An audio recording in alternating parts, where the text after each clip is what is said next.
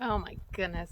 So much better out on the deck. And look who just walked up. This is Millie.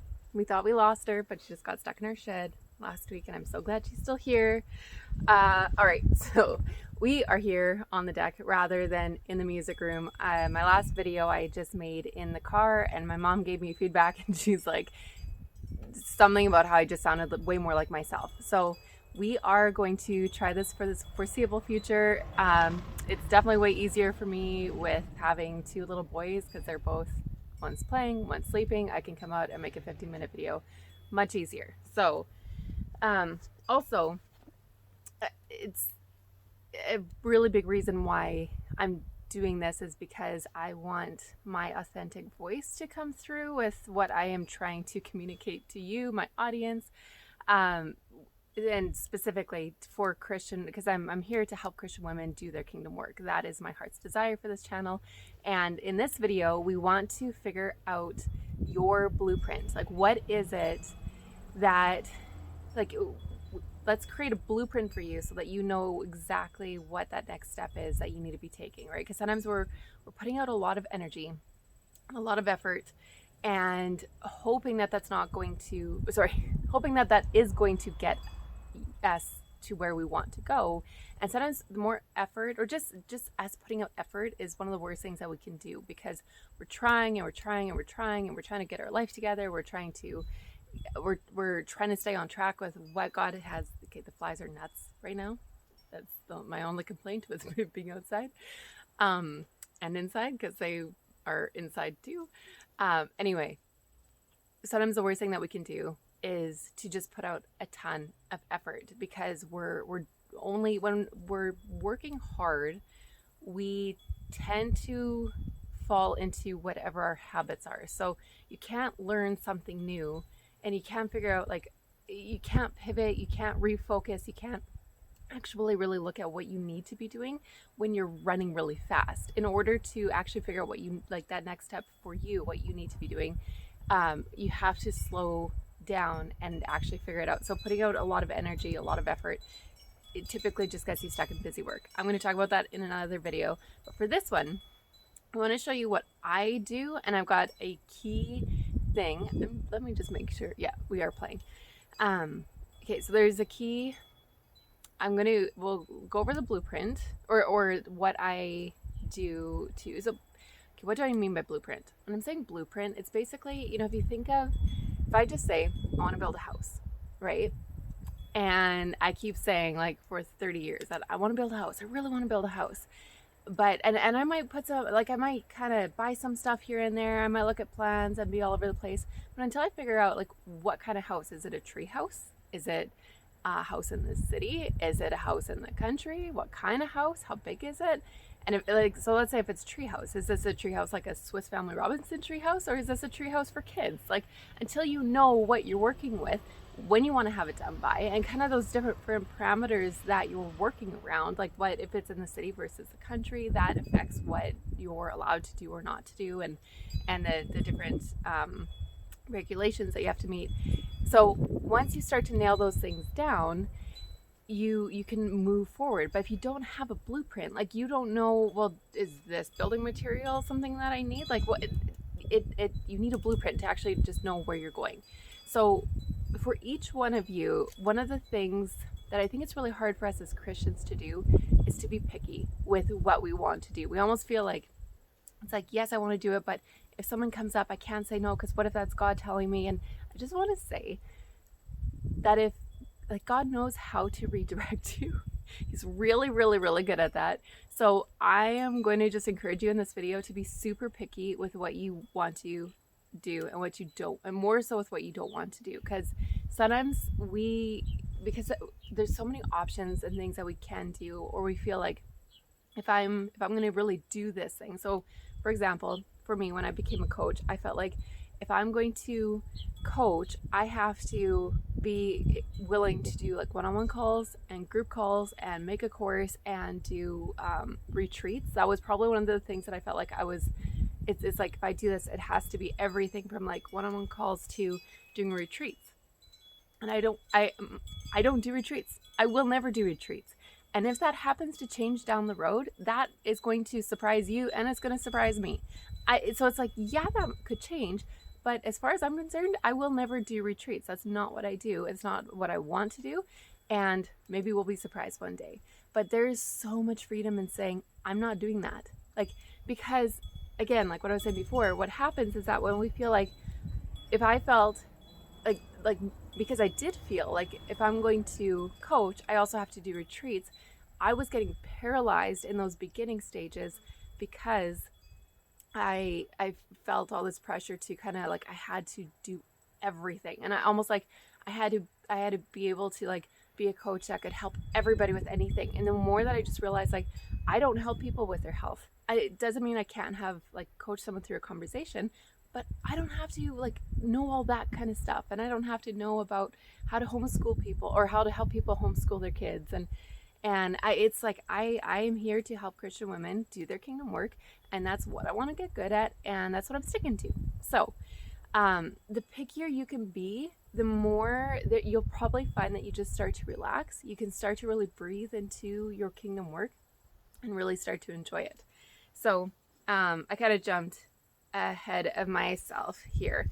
But so basically, when you're doing your kingdom work, it's a really, really, really simple blueprint. As you can see, it's just a line with a few certain marks along your timeline. So first off, you want to look way down the road. Well, way down the road, whatever. Like it's not really it's kind of like, let's say 5-10 years. If what you're doing just took off and developed and you're doing it well, what would that look like 10 years down the road? Kind of, you're looking for just a time frame that it's like it's almost like if it's 1 year's too soon and that feels overwhelming, but you might have to say like 20 years, 30 years. You're like, oh yeah, 30 years, that's totally doable. That could be happening by then. So let's say 30 years down the road, what would this look like? 30 years might also be too overwhelming, whatever. Down the road, when this is working and it's happening for you and you're really enjoying it and you're flourishing in it, and it's like, you've got this, right? And all the hurdles that you're facing, it's all behind you.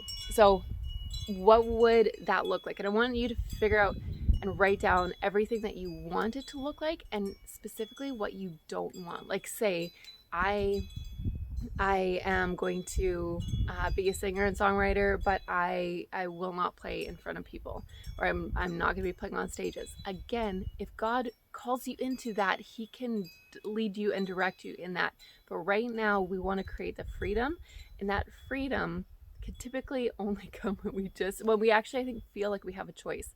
Because we are doing this work with Jesus, we want to be willing to do whatever He calls us to, and that often makes us feel like we don't have a choice. And you need to know that God, that like Jesus gives us dignity, and that often comes in the form of choices, where you can have a choice. You can say no to something, and if you really feel like He's telling you to do something, then talk to Him specifically about that. But I'm trying to get rid of that back burner kind of like, it's just that voice in our head that makes us feel like He's telling us to do something when you haven't even like asked Him, are you actually telling me to do this, or is this just like my guilt speaking? Because we often call our guilt Jesus and we don't even realize it. So look way down the road. What do you want your kingdom calling to look like? Figure that out. And when you look at that picture, that should make you feel really excited, maybe a little bit sick to your stomach, but excited and hopeful and like, yes, I want to do this. Then you're going to shrink it way down. You like at this point, once you know what you want it to look like down the road, you can look kind of, okay, what is my 1 year goal? Like, what is that tangible outcome that I'm going for 1 year from now? But I typically like to do 30-day chunks, but you can figure out the time frames that work for you. So figure out what is your, I've got a toddler calling. We'll see if he comes out, and then I will pause and resume. Okay, so you've got your 30-day goal. What is that specific thing that you want to achieve 30 days from now? Key thing here is, okay, there's a few keys throughout this. So the key way down the road is to be really picky with it and edit it down like crazy. 30 days from now, I think I will pause and be right back. Okay, we're back. He's happy. Okay, so where was I? You had that down the road goal. I think I was about to talk about another key thing, and I can't quite remember what that was. Okay, so then we're gonna look at, let's put 30 days, like 30 days from now. I can't write well in this direction. Okay, so 30 days from now, what is that? It's something that is, oh no, I know what I was gonna say.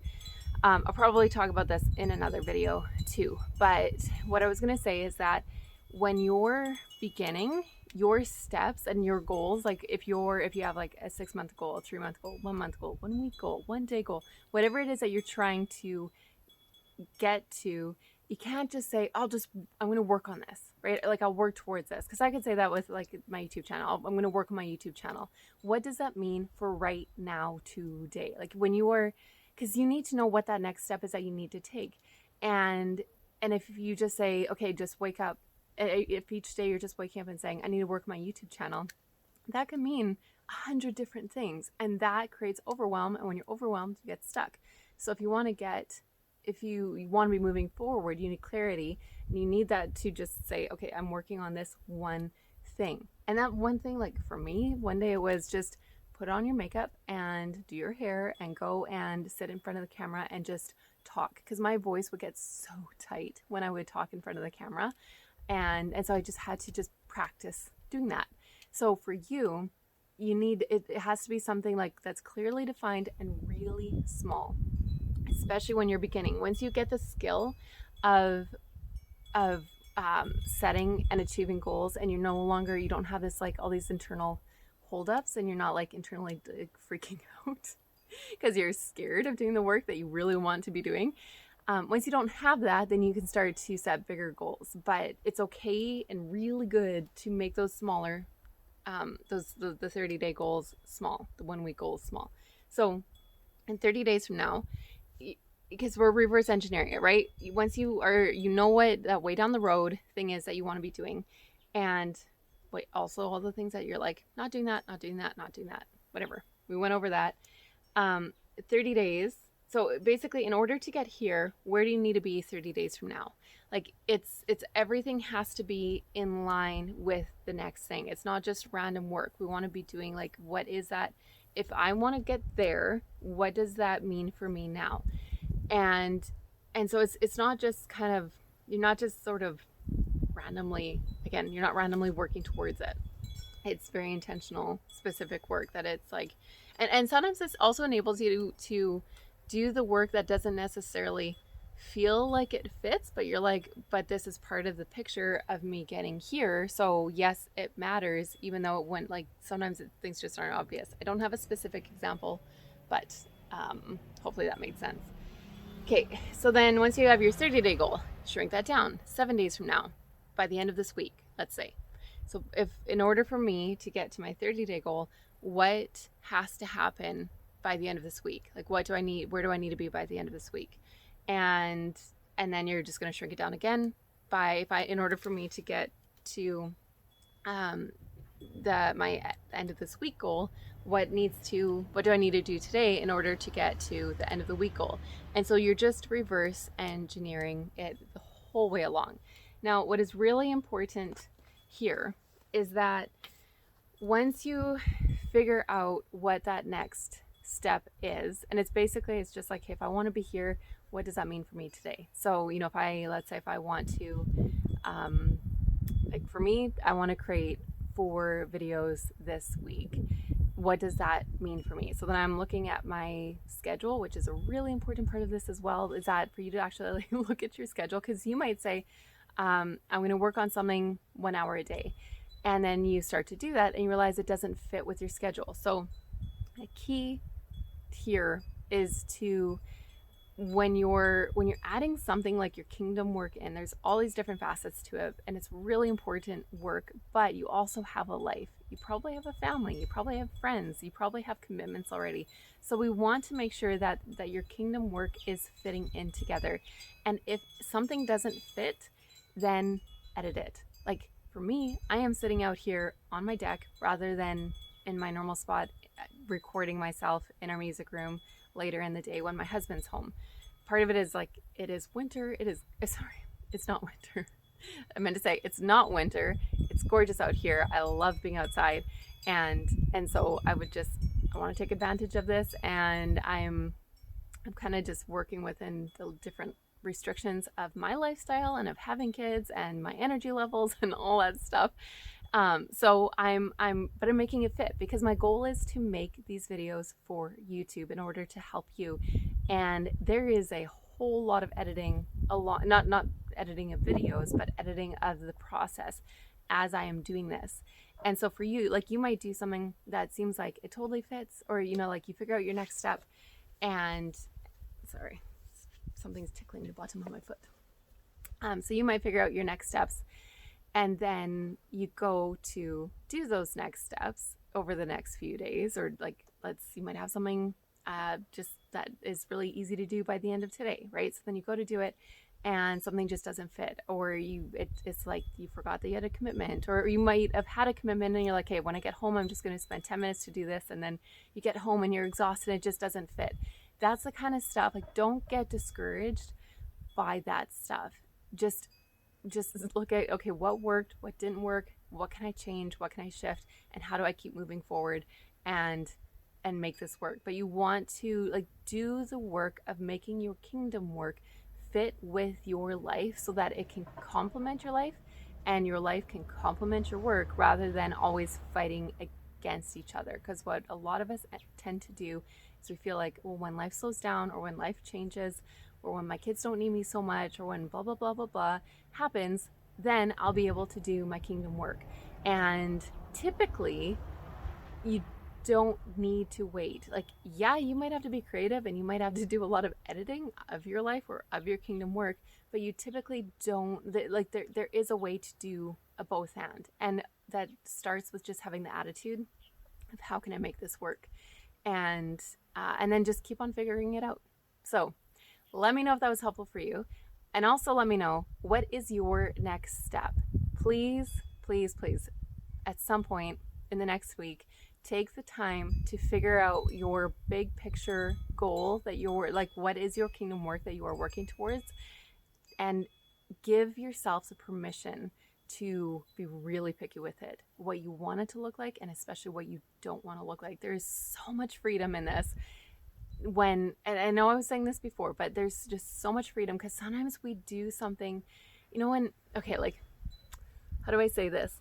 I'm not a people person. I love one-on-ones with people, but I am like, I will get overwhelmed if I'm in a room of like, or just, how sometimes people just walk into a room, right? And they're like, they can just interact with anybody. I'm not one of those people. But I love my interactions with people. It's just, but I would not see myself, like, when I think of a people person, I think of certain people in my head, or like people that I know. And so I feel sometimes like, if I'm going to do my work well, I have to be like them, or I have to, we sometimes, like, it's almost like we start to do this collage, right? Where you know how, when, I'll see if this example works. So when you would take, as a kid, you take or magazines and you cut out pictures and like glue them onto paper, and like you can make your own picture with it, right? It's almost like I do this with my kingdom work, where I'm taking these different things that I've seen or that I've heard that other people do, and then I'm making this picture of, it's like, okay, well, if I am going to be with people, then I need to be a people person. So then I take this snapshot of like this person, who this person is, and then I put that in there without even realizing I'm doing it.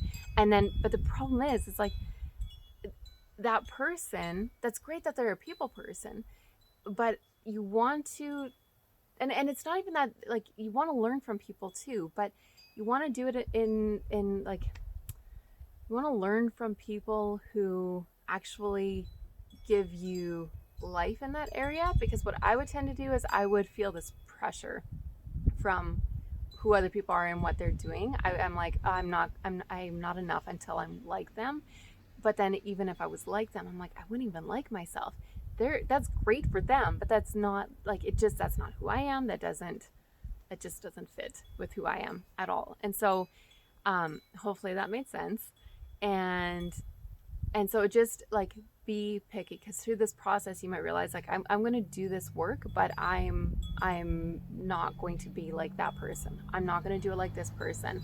I'm not going to let everybody who wants to say give their opinion about this. I'm not going to listen to 99% of opinions that come my way. It's just putting up boundaries, right? It's saying like, this is who I am.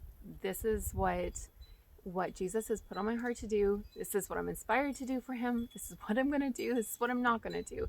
And the pickier you can be, again, like I said, it just enables you, it gives you room to really breathe in and into your kingdom work and to really own what it is that you want to do. Because the more that Christians can be just picky what they're doing, and yeah, you can like, never mind. I was going to go down another bunny trail. I think I've gone down about 5 of those already. So we are going to end with what is my saying again? To read the Bible, play your part, and no, read the Bible, get lost in the story of God, and play your part.